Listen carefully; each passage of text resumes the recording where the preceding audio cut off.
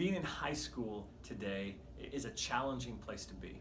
There are all sorts of issues that you're living out and confronting day to day, just as you're with classmates and friends and in the classroom. Questions about, well, what does a just society look like that cares for everybody? How do you navigate questions about sexuality and gender? Classmates, friends of yours who are confused or in a very different place than you are.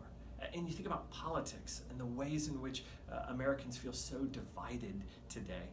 All sorts of issues. And the question for us is, does Jesus have anything to do with this? Like, does our faith actually have an impact? Is it a matter of, well, gosh, my faith is on Sundays, but then Monday through Friday, it's a different story?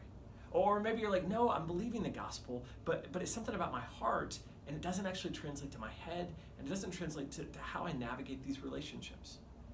We think that actually the gospel is the story by which we should understand the whole world. And that in the Bible and in the story that God tells there are amazingly relevant references and resources for us on all of these things. Not just because, oh, look, here's that verse, but it's how do we live out the story in a faithful way in regards to, in relationship to these challenges that we're facing today.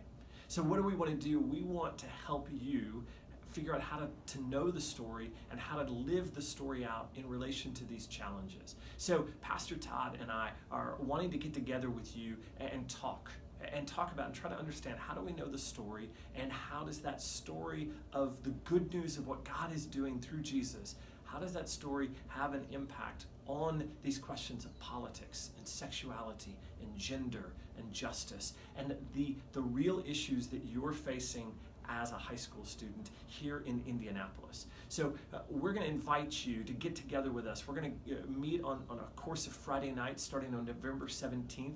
We're going to be at the Barron's house. It's going to be informal. It's going to be a safe place for us to sit around a table and think through together, how should we live as followers of Jesus in our world today. And we hope that you can join us. We're looking forward to it.